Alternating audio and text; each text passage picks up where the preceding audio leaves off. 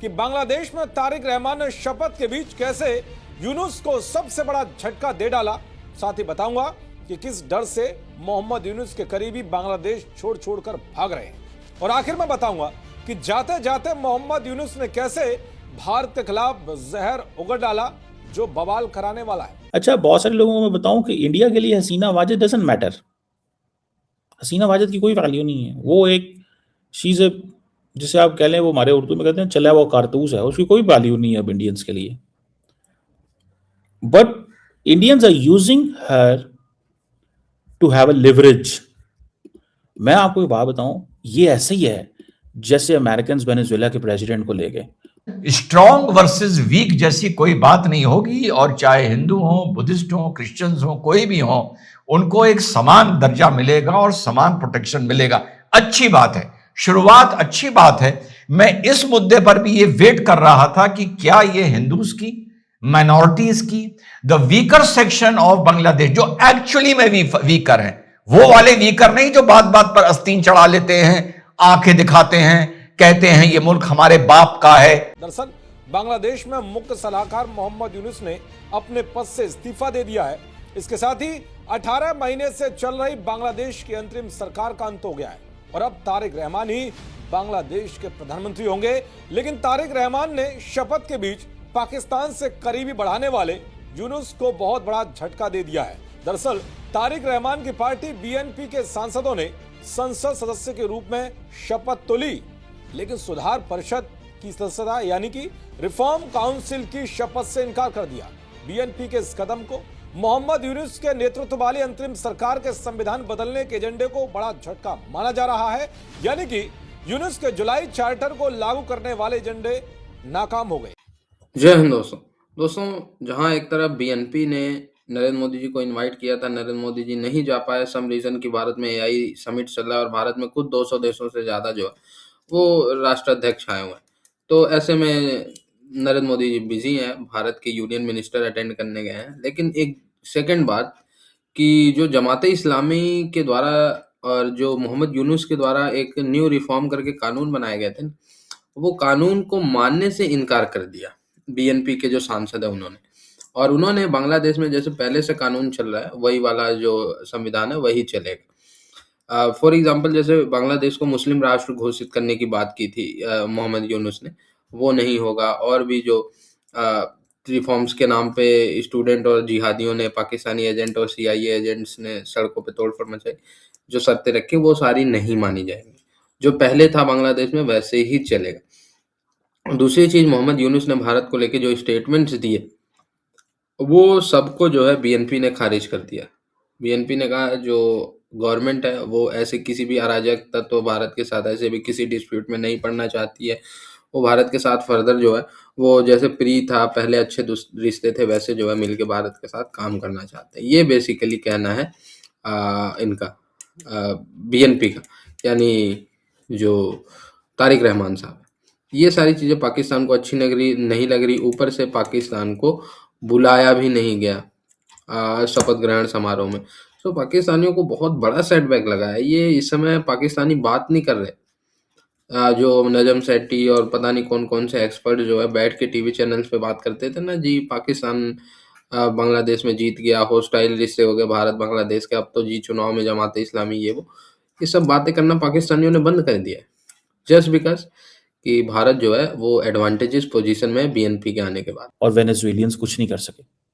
और बल्कि उल्टा मैं ये भी देख रहा हूँ, वो कह रहे हैं कि पायन वो तो जो है ना एक और चीज़ भी वो कह रहे हैं। ठीक है जी, वो एक और चीज़ भी वो कह रहे हैं। वो कह रहे हैं कि भाईजान कहीं ना कहीं पे हमें वेनेजुएला के लीडर जो सदर है उसको इनवाइट किया गया है कि आप अमेरिका आएँ। तो मुझे ये एक बात है कि अगर बांग्लादेश ने अपनी पोजीशन कमज़ोर रखी ऑन इंडिया तो इंडियंस खा जाएंगे बांग्लादेश को। मैं आपको ये भी बात बताऊं, इंडियंस बांग्लादेश को खा जाएंगे। खाने से क्या मुराद है? खाने से मुराद ये है कि मतलब वो कहते हैं यार तो ये तो पहले ही हम पे बड़े डिपेंडेंट हैं, इनके तो बड़े बुरे हालात हैं, इनकी तो इकोनॉमी कोई नहीं है, हम इनको क्या समझते हैं। समझ रहे हैं बात को? तो इस चीज़ को भी जहन में रखें।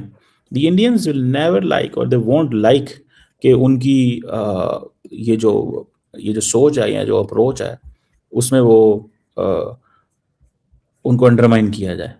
सो मेरा ख्याल है कि बड़ी कमज़ोर पोजीशन ली है तारिक रहमान ने नरेंद्र मोदी को बुला के, नोइंग कि भाई तुम्हारे मुल्क की साबिक वज़ीर आज़म वहाँ बैठी है और तुम उनको बुला रहे हो।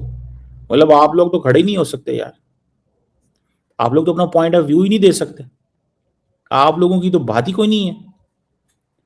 आती तो है ना एक बात, क्या है आप क्या हैं कि आपके मुल्क की वज़ीर आज़म उन्होंने रखी हुई है और आप ना तो उसको छुड़ा सकते हैं ना लेके आ सकते हैं, और उल्टा आप क्या करते हैं, आप ये उल्टा ये कहते हैं कि जनाब वो आप आए ना, हमारा इफ्तिताह है, हमारी जो है ना वो उस पर आप आए प्लीज़। कमाल है, मतलब आपको थोड़ा सा तो अपने पाँव पे खड़ा होना चाहिए यार। मैं तो इसको I don't like such kind of optics. अब बंगाली जो हैं वो समझते हैं कि हम थोड़े से कमज़ोर हैं, हम थोड़े कमज़ोर हैं, तो हमें थोड़ा सा इसमें ही वो चीज़ जो है ना वो करनी चाहिए। बहरहाल आई डोंट थिंक सो कि ये चीज़ जो है ना मुझे ऐसे नज़र नहीं आ रही कि चीज़ें बेहतर होती हुई। और Hasina Wajed is the single most challenge, और अगर वो ना इसको वापस लेके जा सकें तो फिर क्या मतलब आप लोग जो है ना बातें सिर्फ, मैं तो इस चीज़ को वो फ्रेंकली स्पीकिंग मैं इस थ्योरी को सब्सक्राइब ही नहीं करता।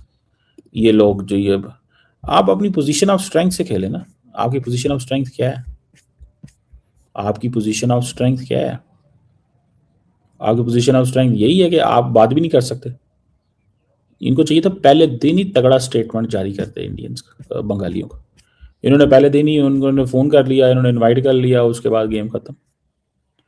उसने फ़ोन कर लिया, उसने इनवाइट कर लिया, बात ख़त्म हो गई। उसके बाद क्या है, उसके बाद कुछ भी नहीं।